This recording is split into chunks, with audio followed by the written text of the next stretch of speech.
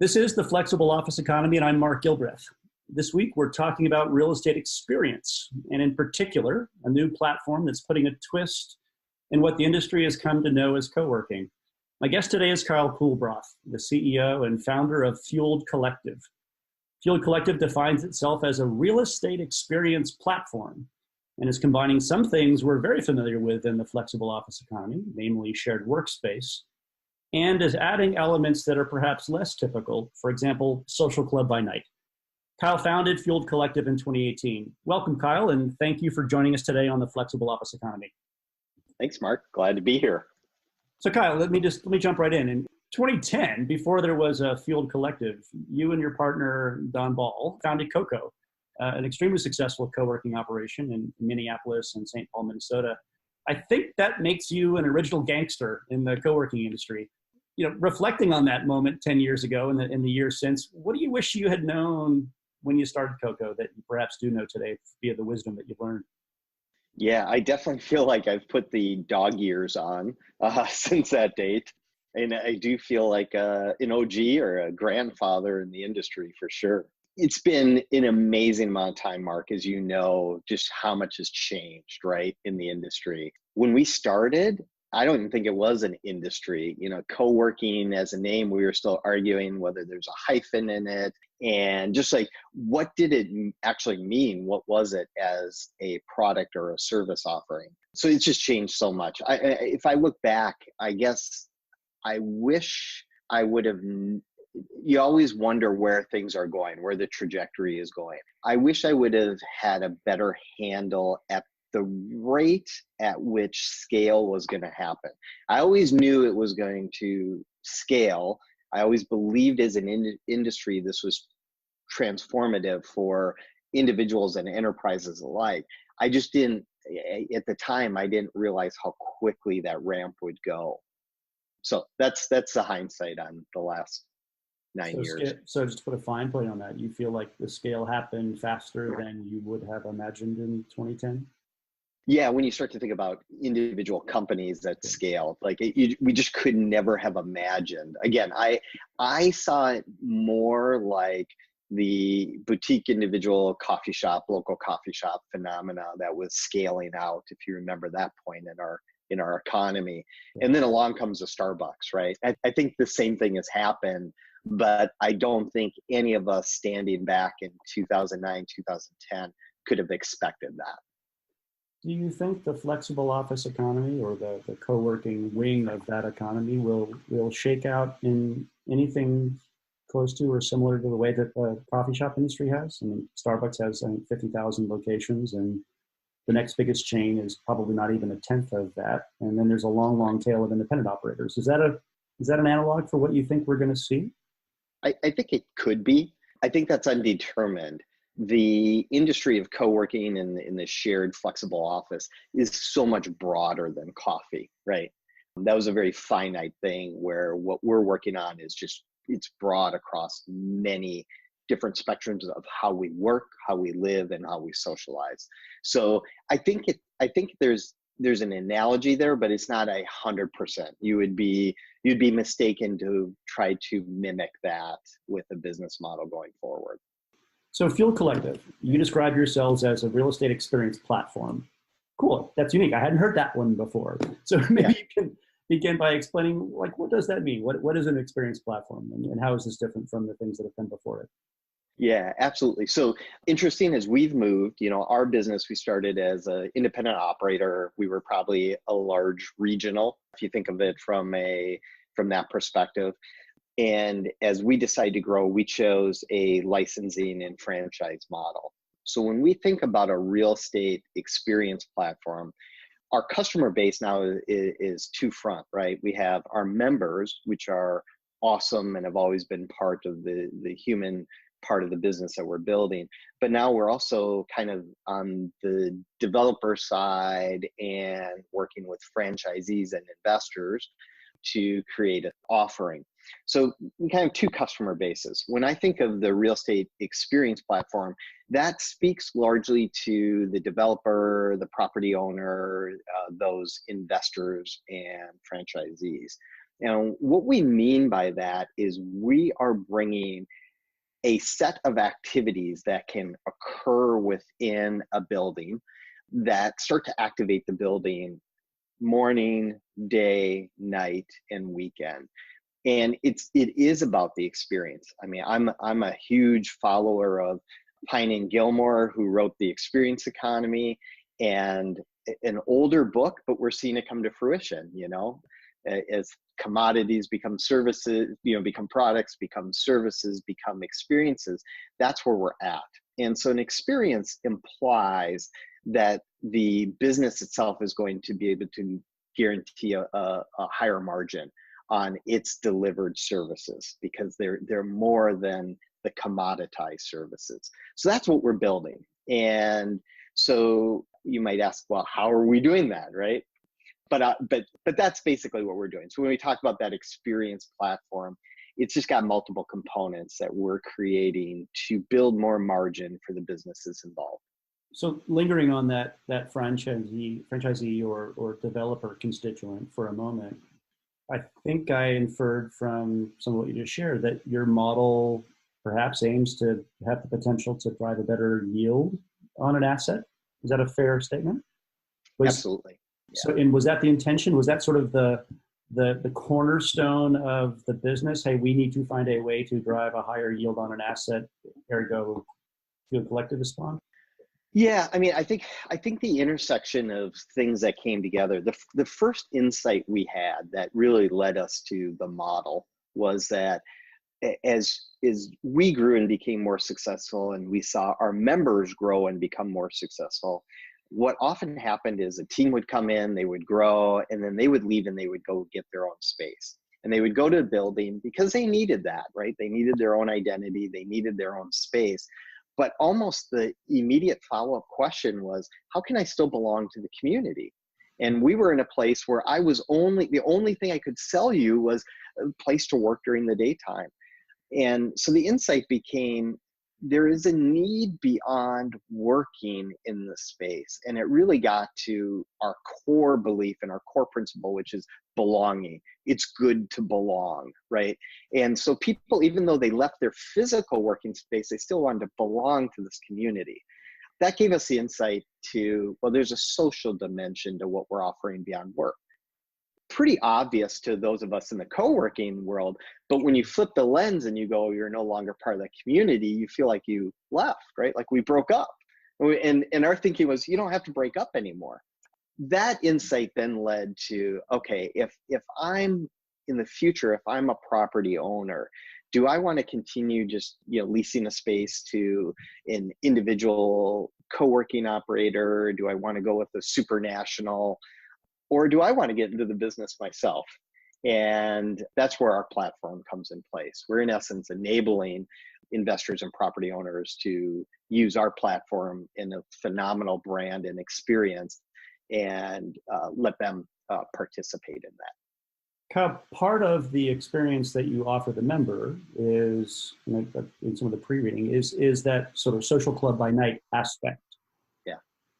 How much a part of still belonging, still being a member of the community, does that sort of traditional after work hours aspect of how you might plug in the space come into play? Like, is that the center point of them, of when and where they stay involved or still belong? Yeah, it's, for some it certainly is. That's their touch point, that's their anchoring. But not for everybody. I mean, I think the other part of it is we think about work in the future, right? And we're seeing this with the current generation. If you look at millennials, we've all talked about that to death. But if you look at Gen Z, what they're really looking for, right? You look down the curve a little bit more. We work more when we socialize, and we socialize more while we work. So it's the blur. It's that intersection of where all that comes together. The other part of it is that it's just hard to professionally socialize. Right? So think about your day, right? Go try to have a professional conversation at a bar after hours with a prospective hire or a client. You certainly can do it, and it's what we have to do, but that's not great. A coffee shop, a restaurant. So all those things are are what makes that social club the binding, right? And if you're working, you just extend your day, and maybe that's part of where you do your meetings or your networking. So Coco certainly had a vibrant community in the pure work context. I was privileged to be able to be a part of it from time to time when in Minneapolis, and so I was able to see it firsthand. So certainly you well understood that, and I can see how that led you to that first insight of how can I still belong. To what extent, while it was still Coco, had you experimented with that after hours sort of social club programming and operational aspect? Because that does read like something very new and perhaps complicating with Fuel Collective. Were the learnings of that done and dusted in the Coco days, or is that something you had to delve into anew or freshly with the launch of Fuel Collective? Yeah, I mean, some of the origins and the thoughts certainly were there. We tried a social club membership that we called it a fan membership. But the problem was we offered it absent a cocktail bar or any other programming. It was a way for people to stay connected. And we allow you to come to events, and we didn't really have value for it. So we just failed miserably with that idea. But again, it was those insights, it was those achings that we had felt, and previous members, and then members who were in enterprises who they've had an office to go to, but they were still looking to belong. So some of it came, but we had to really fundamentally reimagine it. And that's where we landed. And that all started with, when we started our partnership, we had a group out of New York who was part of the partnership, the original Fueled Collective, the original Fueled agency. And that led us to start to look at clubs, right? And start to look at what was happening on the coast. And there were some good examples. You got the Battery, you got Wingtip out on the West Coast, we got Soho House, Nui House, right. And we looked at all those. The gap that we saw is many of these, you needed to be selected by the club. And I think our human-centered approach that we learned from Coco was no. This is I want to build a club for everyone, where it feels inclusive for everybody who is interested in participating and curious and part of that economy. Is there a consumer that actually wants something more elitist than that? I know I want to be a part of the club that lets everybody in. My skin curdles a bit at the gated community. What have you observed thus far? Who wants to belong in this feel-good, arms open club that you've created? Yeah, it's extraordinarily diverse. I would say, here's what I've noticed, and this is a topic you see and discussed often, is I'm seeing more women show up. It's a more social environment that seems to attract more women entrepreneurs, and really some incredible kind of gatherings and conversations. I just think it just brings more diversity. I think the clubs, there's a negative connotation about a club that I think many of us have, and certainly from Mark, you're my generation and down, that a club feels like something that might be older and I don't belong to, right? And certainly male dominated. I think that what we're observing is there's a huge hunger beyond that. And when positioned properly and designed properly, we're seeing great diversity. And I love that. Is there a marketplace for the exclusive? Sure. There always will be the marketplace for the exclusive. From an operational standpoint, it would seem to me at some simple level that if I can create with a layer like Social Club by Night, the opportunity to utilize more of the asset in a portion of the day where it's perhaps typically been sitting idle, that could be a real powerful economic lever. On balance, I could also imagine that the operational complexities of Social Club by Night are unique and different from a staffing and a quality of experience and a customer retention standpoint than the known sort of day officing thing. So on both those points, utilizing more of the asset and getting positive margins out of that evening, and dealing with the unknowns of operating yet another whole business within the business. What have you encountered? Both. It definitely allows us, again, from a co-working standpoint, you've got one thing to offer. You got one lever to really develop as a business, and that is a membership working in a space. As we've expanded into basically putting a hospitality layer on top of it, we now are doing events. And I think of events as like life moments that we have as people and humans. They're business events that we have as businesses and entities. So we've added that on top of the co-working, the working need, and then the social clubs in there. So it is like a cake, and that, the more ingredients you put in a cake, the more complexity there is to make it. So we've certainly seen the complexities. I think if you're, and certainly for our customers and our members benefit greatly because there's just a ton going on. Our Cincinnati location is fully operational. We're running, you run into about 80 events there in a month. So if you can just imagine a space where you've got that much activity happening nights and weekends, and it all kind of flows through the social house and the bar and the cocktail bar, and then people are working during the daytime, it's a vibrant, it's a place you want to be, So that's super cool. And then from our other customers' standpoint, the investor and the franchisee, yeah, it's activating a building in ways and creating yield, like you said, well beyond normal. These spaces that you're creating under the banner of Field Collective, they're beautiful. So, and I mean, there seems to be apparently a very substantial emphasis on design. Just for you personally, Kyle, because you're the CEO of the firm, right? You set the culture and the direction. Who are some of the brands that you're drawing inspiration from today, either within the flexible office economy or more broadly, like that have in some way fueled, no pun intended, what has manifested in your new business? Yeah, it's a great question. So we actually, I'm a history buff too. So we looked to history actually, and what really drove it was the origins of the British Social Club. And so once you have that theme, right, and you start to think about an experience, you want the experience to be thematic. So when you walk into our spaces, it feels like a place you've almost been at before, right? It feels a little bit like home. You feel special for being there, yet it's not pretentious, right? And it feels just very inclusive, inviting for everyone. And so we borrowed from Soho House was an influence for us for sure. And then I would say, again, a lot of British architecture, even some of the early paintings and artwork that just kind of influenced it. So you'll see touches of that everywhere in our spaces.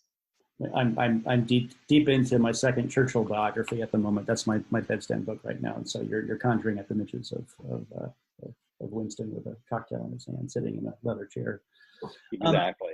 So Field Collective has an ambitious scope in terms of its layer cake of service offerings. Has anything not worked? Did anything fail in the initial hypothesis that you went to market with, albeit it's only been, a year and a half now? Yeah, just a little over a year. I think, if I back up, we started as Coco. We did a test as a licensed model, and that was up in Fargo, if you recall. We decided we're going to test this, and this was pre-fueled, but we wanted to test the licensing model. We failed at that. That was just a struggle. I think what we learned there is just the size of a marketplace there needs to be substance there, right? It has to be more than just a lot of excited people about an idea.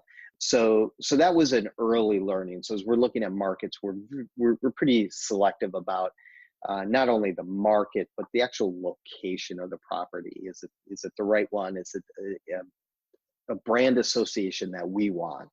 And is it the right demographic in and around the area? So that's a big lesson learned we had. Now, we certainly picked up some of that expertise with our franchise partner who dives deeply into that on behalf of the investor. But yeah, that would be one of the big things. Since then, I think the biggest thing we've learned is just where is that investor, right? And just we're having to bring together more of a marketplace ourselves is one of the challenges. So we have to find the right development, which is independent of an investor conversation, and it's bringing those two things together, getting alignment and moving forward. So just drilling into that a touch further, what's your most finding constraint today in terms of scaling? Yeah, I would say our greatest constraint is probably timeline. It just, I'll say that a lot of the interest is coming from stuff that's coming out of the ground. It's new development. And so it's just the runway is a little bit longer on that. There's literally for us, I don't see much of a constraint on opportunity. It's getting the alignment of the capital and the location and the development and just aligning those two. Kyle, are you finding that new developments that are coming out of the ground, are you finding that those developers have already earmarked some portion of their asset strategy to be something other than traditional office tenancy? Like, has there been a carve out for, I'm going to put an experience in here, or I'm going to put flexible office in here?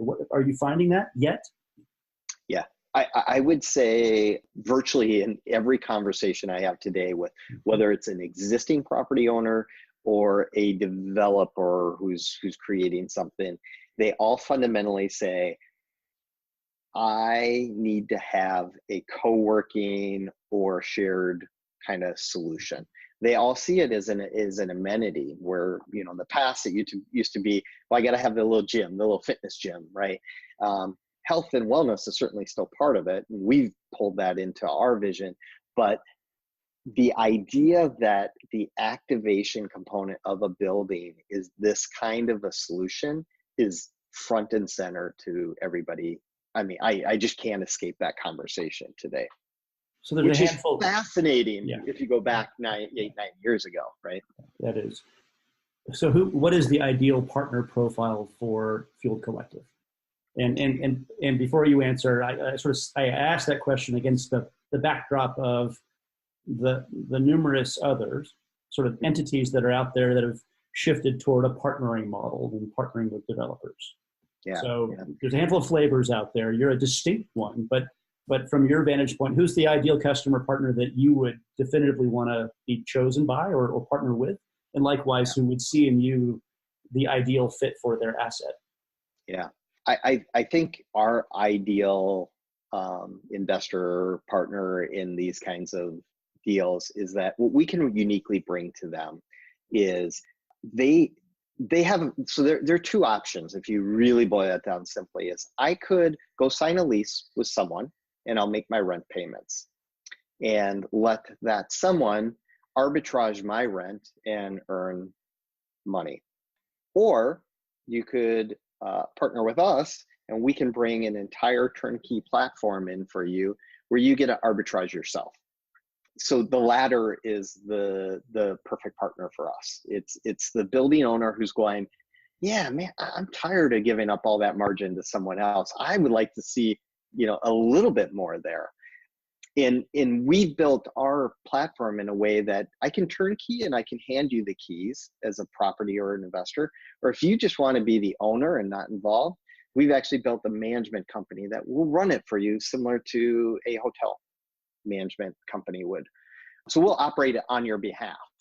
What's your reaction to those owners that are both wanting to have that margin themselves and furthermore have decided that they wish to have their own distinct brand? British Land with its Story co-working offering, or Tishman Spire with Studio and Zoe and Boston Properties. And Hines has launched one. Yeah, exactly. Everybody's got one. Here's the thing. I think they're all interesting. Those are large companies that I wonder how long that's going to be interesting to them. You have to love this business, right? And you have to execute it well. And I've just seen, like, if we look back in history, there's always companies who try to verticalize everything. Mm-hmm. There's been only a couple who have done it well. Yeah. And so I think the verdict's out. I find it interesting and validates our principles and what we're doing. And I think those companies will do that, and they'll experiment with a company like ours to see which one really works best for them. So is a long view for you then that early experimentation from some of those big notable brands ultimately will boomerang back to being absorbed by specialized operators that do that as their core competence? Is that the... I think so.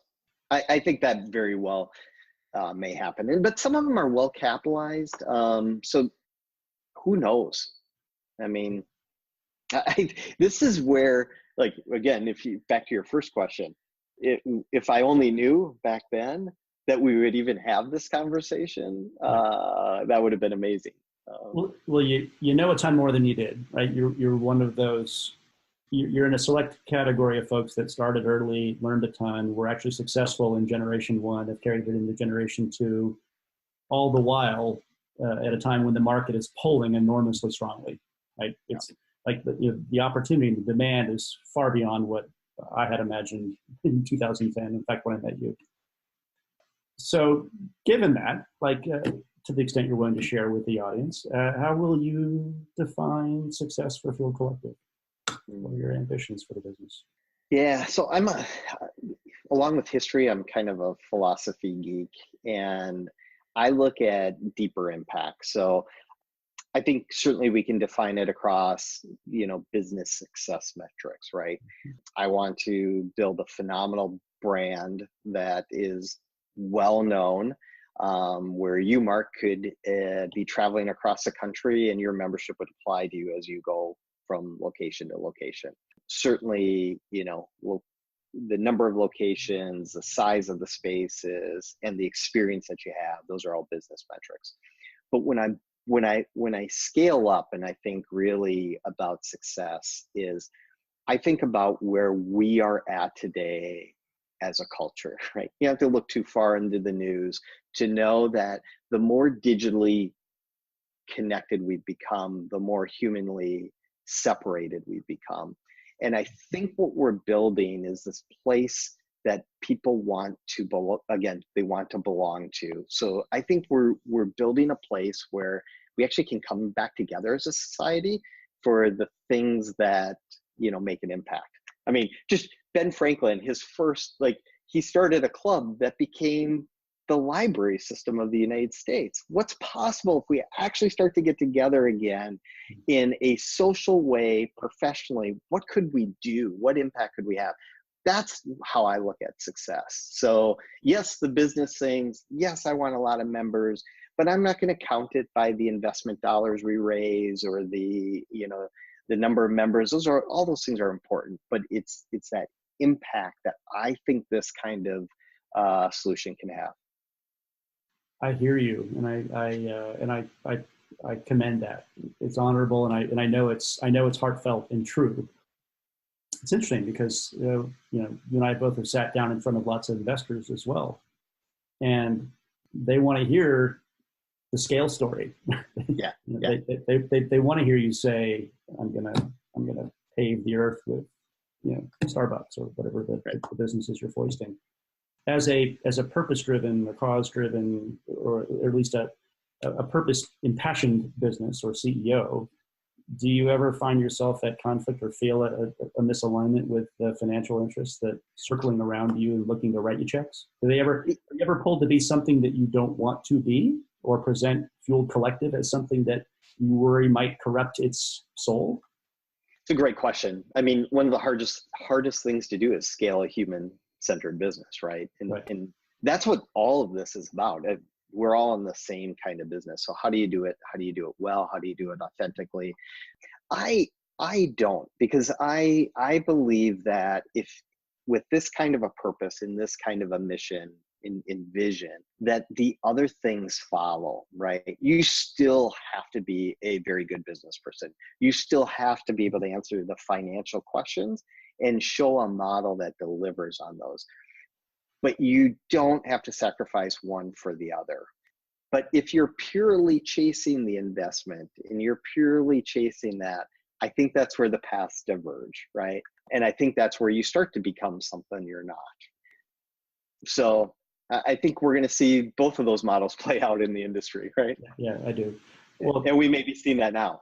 We may be. I mean, one of the frequently voiced predictions about the flexible office economy is that we're going to see a lot of shakeout, that we're going to see increasing attrition, and whether that's by co-working entrepreneurs just closing their doors or by being acquired. What's your, as a business person and as a philosopher and an observant individual, what's your sort of critical assessment of why co-working entrepreneurs are walking away or having to, or is that attrition actually something that you think is happening or is going to happen? I think it's two thoughts on that. I think it's natural. I mean, if you look at any industry that starts from something and scales, right? There's always consolidation. That's just like the history of things, right? And it's the life cycle. So there's a business life cycle that just naturally is going to happen. I think as a individual or a regional co-working space or just shared office of any combination, those are the ones that are going to get squeezed right now. And I know it because I live it and have lived it for so long now. It's exhausting. I mean, you put everything into it. So as an owner and operator, to have your heart and soul into it.